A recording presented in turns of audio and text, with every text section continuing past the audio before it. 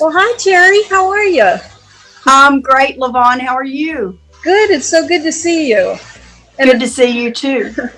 well, I love this. So, Terry and I agreed to exchange canvases. And, Terry, it's just beautiful.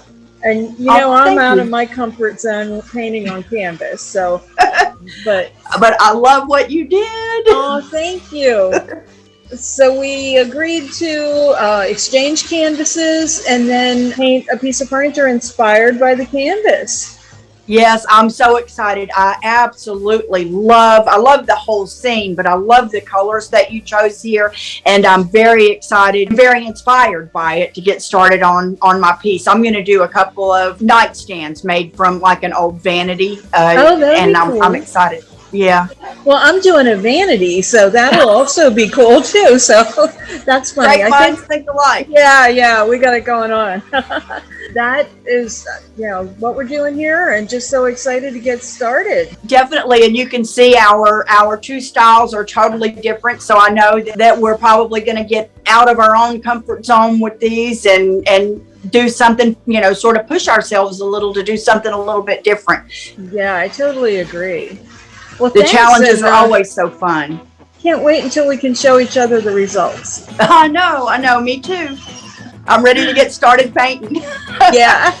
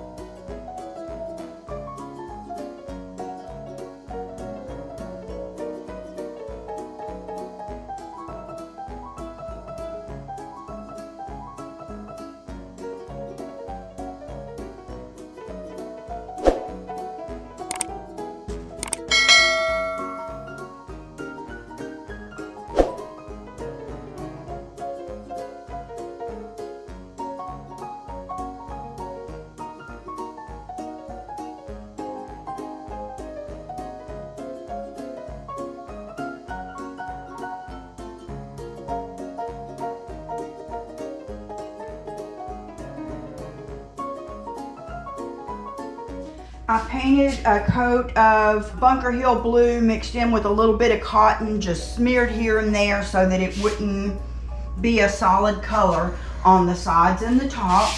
And now we're gonna work on the fronts a little more. I'm wanting this to be abstract, even though it is inspired by this piece from LaVonne. I still want to, you know, make it my own, and I like to do abstract. So here we go. Have a bucket of brushes. I put together a mixture of chip brushes, natural bristle brushes, and synthetic brushes, palette knives, putty knives, and I just grabbed a handful of artist brushes. I like it you know, the way that it is. I just feel like it needs a little bit of touch up here and there, and we're gonna get in there. And these drawers still need some work, but I just want to put one more coat and finalize this in all the areas. I know one of the first things I want to do is establish this water line just a little bit better. Bunker Hill blue.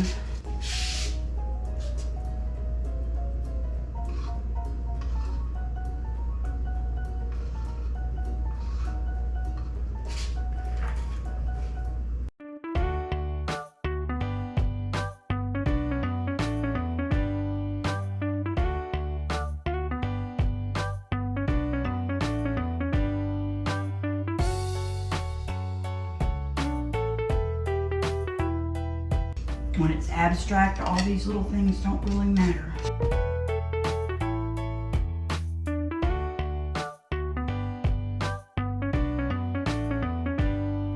Here we have the green color, and I think we were mixing the Bunker Hill blue, Colonel Mustard. This is an already mixed up green that I made from that. Doesn't exactly match the green that's under there, but we're at this point going for layers and texture, not matching.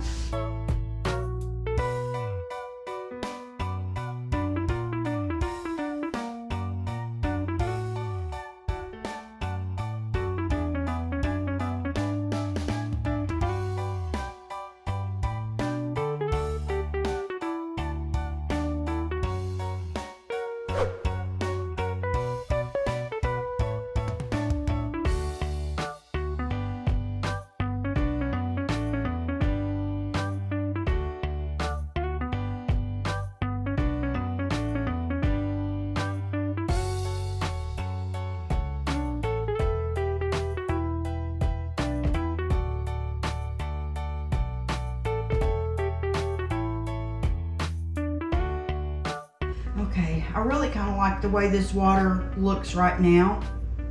I may or may not do anything else to it. I wish this had a little more variation in it, so we're going to work on that with straight Colonel Mustard and this Honky Tonk red.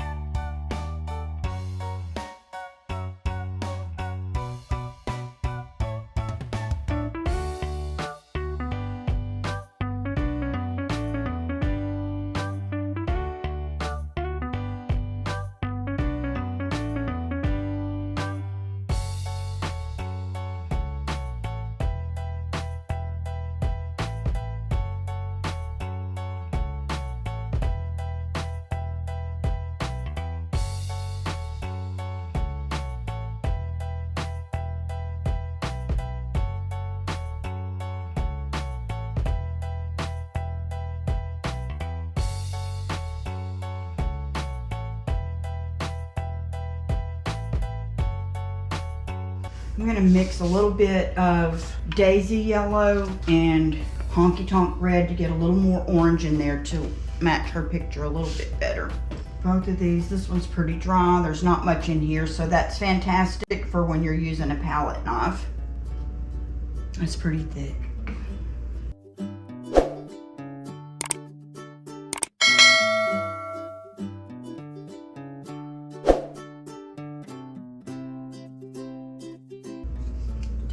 Too much red.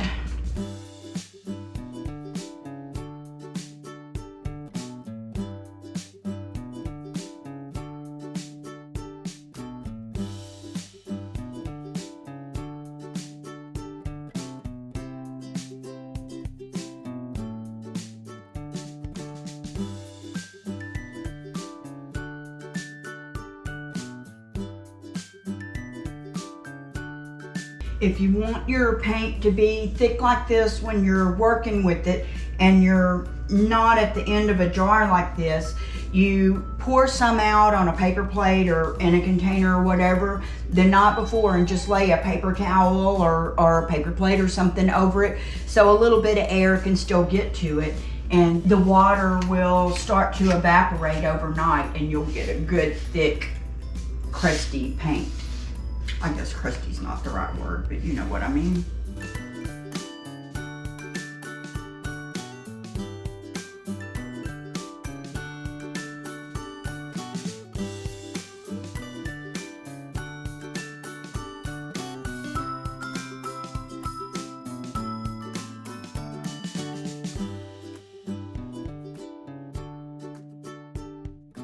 Just scrape it off and rub it back on. That gives you more texture. This is the sun.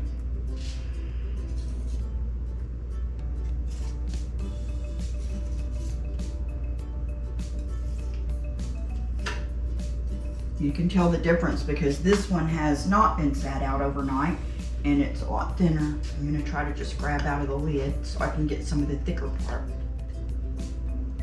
I don't want to contaminate this whole thing of paint going back and forth, so here we go.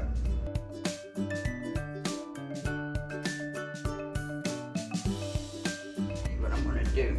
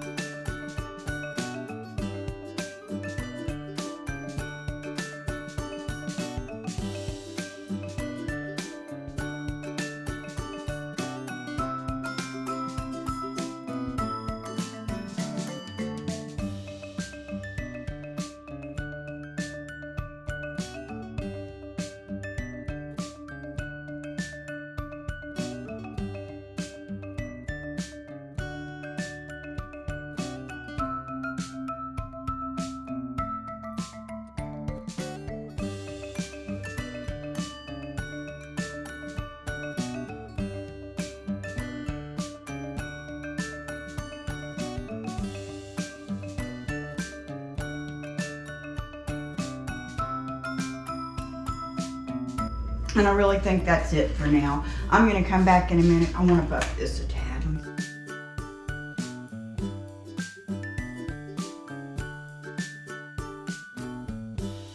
Now I'm gonna let this dry and I'm gonna come back in a minute with some waxes of some sort to give it some finishing touches. So let's let this dry and we'll be back. Now we're gonna finish it. I've decided to finish the sides and the body with clear coat satin, but I'm gonna use some wax on the front. And I'm gonna use clear wax and brown wax and possibly a little mousse. I don't know yet. You know what, here's the option. This is Dixie Belle wax in clear, but it goes on white so you can tell where you put it and then it goes down. But I think for the majority of this, I am just gonna use the spray wax, and with it you shake it, shake it, shake it, shake it, shake it till it goes from feeling liquidy to feeling solid. I'm just gonna use an applicator pad. When you're gonna use a darker wax, it's always smart to use a clear wax first, and this will suffice for that. And it really makes those colors pop back out.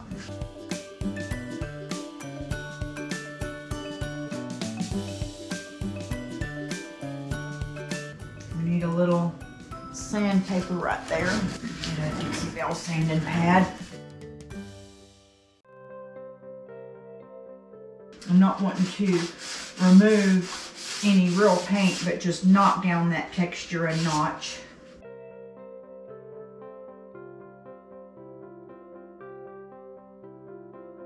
Okay, I just want to put a little bit of brown wax in the deeper areas. See how I like that first. That's the Dixie Belle brown.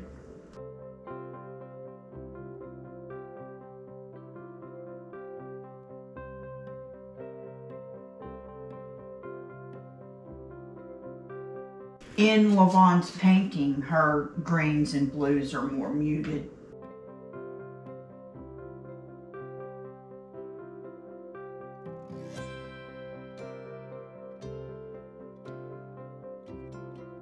Gonna kind of deepen through here now too, just a little.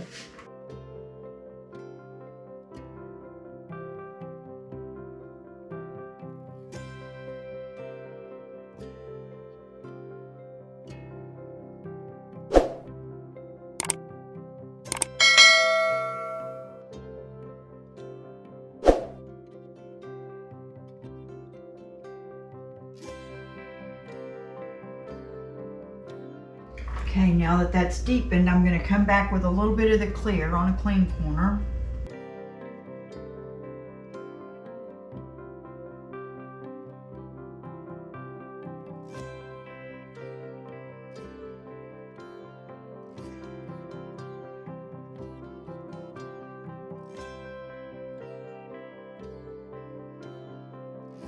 This wax is water-based and it cures in about 6 hours. So I'm not worried about whenever I put the other top coat up there.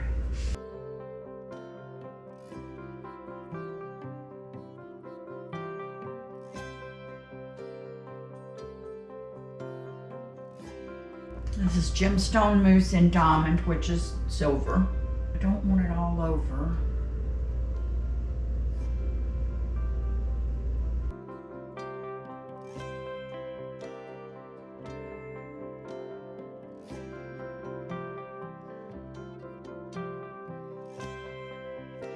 She likes it. Hey, Mikey. If you're not old enough to remember that, I apologize.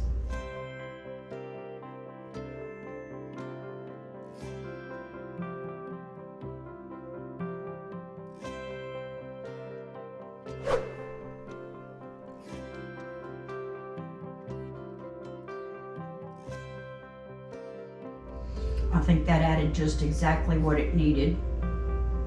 Now I'm just going to top coat and be done.